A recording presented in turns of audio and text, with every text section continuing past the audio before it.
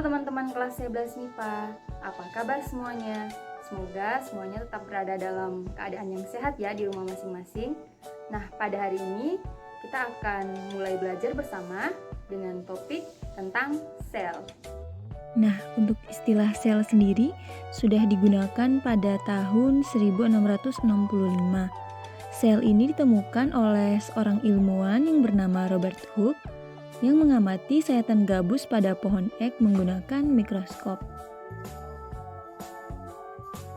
Nah, sel ini merupakan salah satu tingkatan organisasi kehidupan yang kecil, teman-teman. Bisa dilihat ya melalui gambar ini, jadi ada tingkatannya. Kalau pada gambar ini bisa dilihat ada molekul ya. Nah, molekul-molekul ini akan membentuk sel. Sekelompok sel yang memiliki bentuk dan fungsi yang sama akan membentuk sebuah jaringan. Nah, sekelompok jaringan yang berbeda akan menyusun suatu organ. Kemudian organ-organ yang berbeda akan bekerja bersama untuk membentuk sistem organ.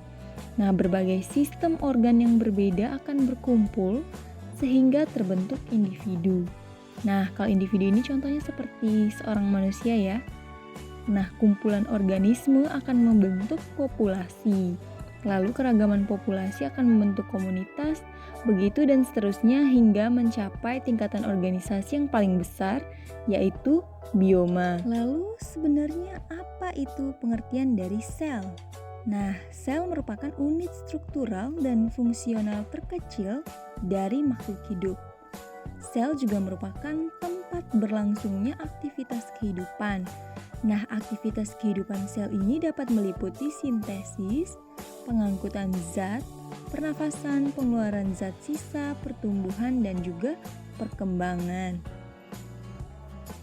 Nah, sel ini memiliki ukuran yang kecil ya teman-teman, karena sel ini merupakan unit struktural terkecil dari makhluk hidup. Nah, untuk bisa melihat suatu sel, misalnya sel tumbuhan ataupun sel hewan, kita manusia memerlukan alat bantu berupa mikroskop.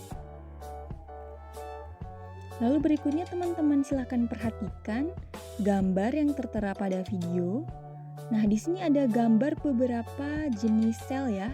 Nah, jenis-jenis sel ini menunjukkan adanya keragaman bentuk sel. Nah, bisa dilihat bentuk sel itu sangat beragam. Ada yang berbentuk bulat, ada yang juga berbentuk pipi, berbulu, berbentuk memanjang, segi 5, segi 6, dan sebagainya. Nah, untuk ukuran sel juga bervariasi, namun pada umumnya sel ini memiliki ukuran yang sangat kecil atau mikro. Nah, selain itu kita juga akan membahas komponen-komponen kimia penyusun suatu sel. Komponen ini terdiri dari komponen organik dan komponen anorganik. Untuk komponen organik, yang pertama terdapat karbohidrat. Nah, karbohidrat ini berfungsi untuk apa? Fungsinya adalah sebagai pembentuk struktur sel, komponen penyusun DNA, serta untuk menghasilkan energi. Lalu yang kedua ada protein yang berperan sebagai salah satu penyusun membran sel dan juga berperan dalam membantu transport substansi tertentu dan mempercepat reaksi kimia dalam sel. Yang ketiga adalah lemak yang tersusun dari asam lemak dan gliserol. Lemak berfungsi sebagai komponen utama penyusun membran plasma. Lalu yang terakhir adalah asam nukleat. Asam nukleat ini merupakan salah satu komponen yang berperan untuk mengatur pewarisan sifat dan juga sintesis protein. Oke, selanjutnya kita beralih ke komponen anorganik. Untuk komponen anorganik penyusun sel yang pertama adalah air. Air merupakan komponen kimiawi sel yang komposisinya paling banyak. Untuk fungsi air dalam sel adalah sebagai pelarut bahan organik dan anorganik, serta mempercepat reaksi biologis dalam sel. Nah, yang kedua adalah vitamin. Dalam sel, vitamin berperan sebagai katalisator yang berfungsi untuk mempercepat reaksi kimia dalam sel. Untuk macam-macam vitamin, diantaranya adalah vitamin A, D, E, K, B, dan C. Untuk komponen anorganik yang terakhir adalah mineral. Nah, mineral ini berperan dalam aktivitas metabolisme sel, berperan sebagai pengatur kerja enzim, serta memelihara tekanan osmosis sel. Oke teman-teman, selanjutnya kita akan membahas tentang macam-macam sel. Yang pertama, kita akan membahas tentang macam-macam sel berdasarkan jumlahnya, yakni uniseluler dan multiseluler. Nah, untuk uniseluler ini sendiri merupakan organisme yang hanya memiliki satu sel tunggal. Jadi tubuhnya itu hanya tersusun dari satu sel tunggal. Nah, pada gambar yang tertera itu contohnya adalah euglena. Sebenarnya ada contoh lainnya juga, yaitu amoeba, protista, dan juga cyanobacteria. Struktur pusat dari isi sel organisme uniseluler ini disebut dengan nukleosel. Nah, untuk nukleosel inilah yang memuat gen yang bertugas untuk membentuk dan menentukan fungsi sel. Nah, yang kedua itu adalah multiseluler, yang berarti struktur tubuh suatu organisme itu terdiri dari beberapa jumlah sel. Jadi tidak hanya satu ya. Oke, selanjutnya adalah macam-macam sel berdasarkan keadaan kromosomnya yang terbagi menjadi dua, yakni sel somatis dan sel germinal. Nah, untuk sel somatis ini sendiri merupakan sel yang menyusun tubuh dan juga bersifat diploid. Lalu, sel germinal merupakan sel kelamin yang berfungsi untuk reproduksi dan bersifat haploid. Nah, yang ketiga adalah macam-macam sel berdasarkan ada atau tidaknya membran inti. Nah, berdasarkan ada atau tidaknya membran inti, sel ini dibagi menjadi dua, yakni sel prokariotik dan sel eukariotik. Sel prokariotik merupakan sel yang tidak memiliki membran inti. Contohnya adalah bakteri E. coli, yaitu bakteri yang terdapat pada sistem pencernaan manusia, dan juga sel bakteri Lactobacillus, yaitu sejenis bakteri yang hidup pada kulit dan mulut manusia. Nah, untuk sel prokariotik dan sel eukariotik ini memiliki beberapa perbedaan lainnya, selain yang tadi tidak memiliki membran inti dan juga memiliki membran inti, seperti yang tertera pada layar.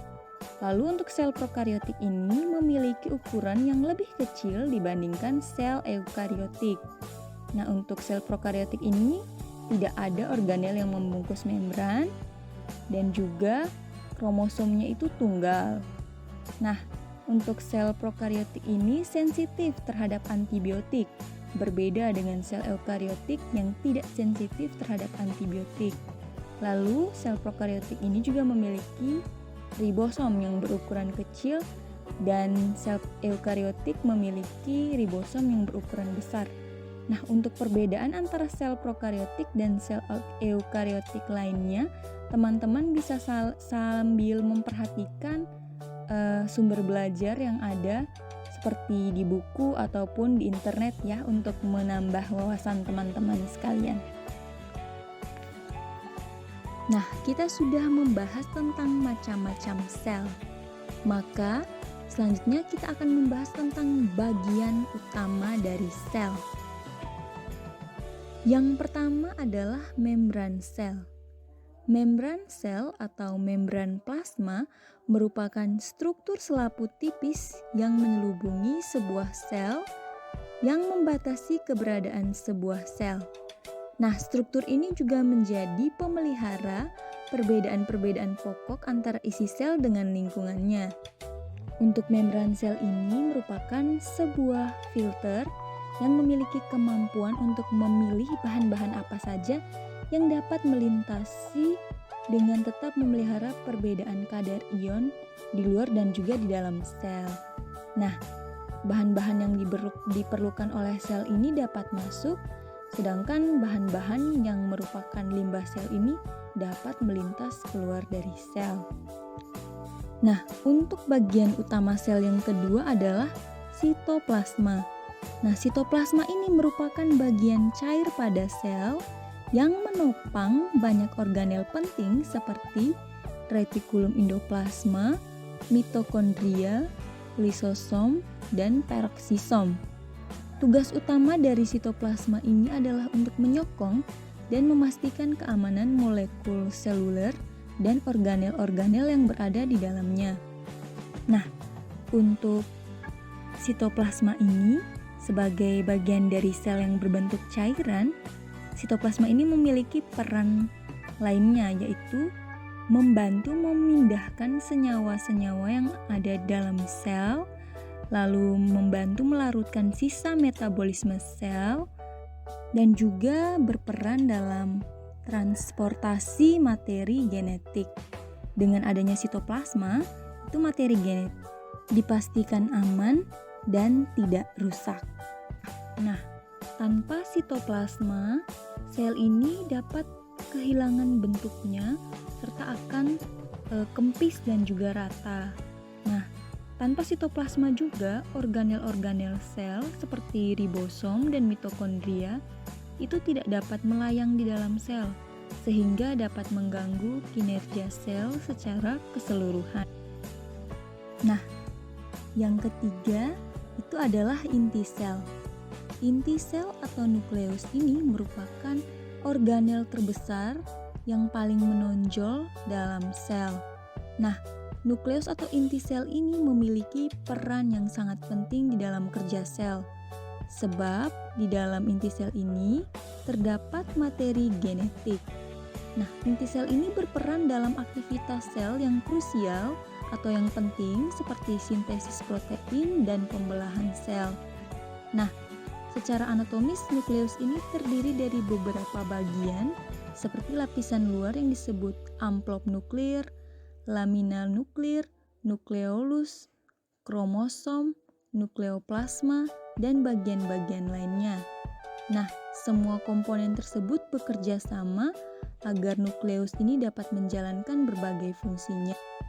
Nah, untuk fungsi-fungsi dari bagian-bagian tersebut, teman-teman bisa sambil mencarinya melalui sumber belajar seperti buku ataupun jurnal-jurnal yang ada di internet.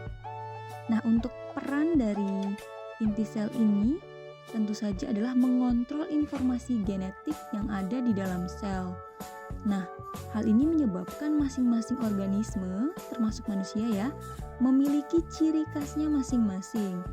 Lalu perannya yang kedua adalah mengontrol sintesis protein dan enzim. Selain itu juga mengontrol pertumbuhan dan pembelahan sel. Lalu sebagai tempat menyimpan materi genetik ya, DNA, RNA, dan juga ribosom. Serta mengatur proses transkripsi mRNA menjadi protein. Baik, tadi kita sudah selesai mempelajari tentang sel. Untuk topik sel ini masih akan dibahas pada pertemuan minggu selanjutnya. Semoga teman-teman semua tetap semangat dalam belajar dan tetap sehat. Semangat semuanya!